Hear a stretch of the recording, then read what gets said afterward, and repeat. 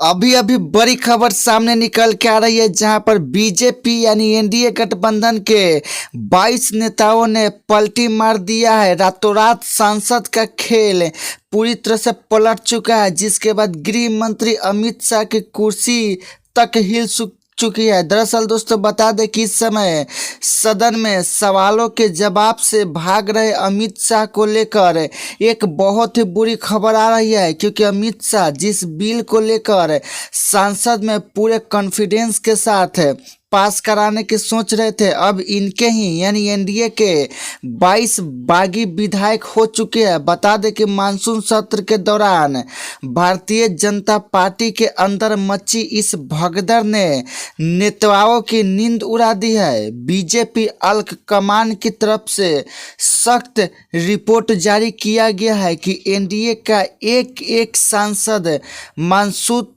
सत्र के दौरान दिल्ली में ही मौजूद रहेगा।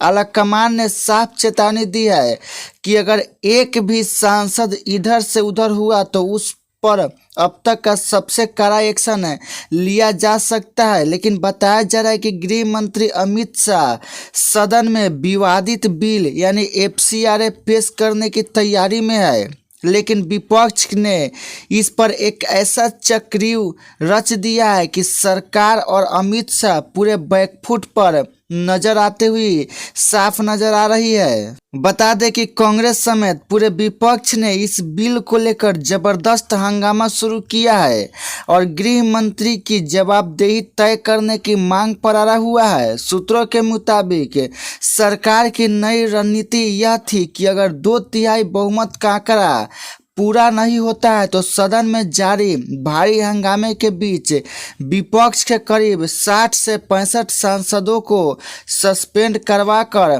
परमिशन बिल को पारित करा लिया जाएगा, क्योंकि परमिशन बिल अमित शाह के लिए नाक का सवाल बन चुका है। राजनीतिक विशेषज्ञों का यह तक दावा है कि अगर परमिशन बिल पास नहीं हुआ तो आने वाले 2029 के लोकसभा चुनाव में बीजेपी के लिए समीकरण बेहद मुश्किल हो जाएगा। लेकिन सवाल ये उठता है कि जिस बिल को लेकर बीजेपी और एनडीए पूरी तैयारी में थी कि इस बिल को कैसे भी सांसद से पास करा लेंगे, लेकिन अब ऐसा नहीं होने वाला है, क्योंकि एनडीए के 22 नेताओं ने पलटी मार दिया है। उनका साफ कहना है कि एक विवादित बिल है और हम इसका समर्थन नहीं करेंगे, जिसके बाद बीजेपी सरकार पूरी बैकफुट पर आ चुकी है।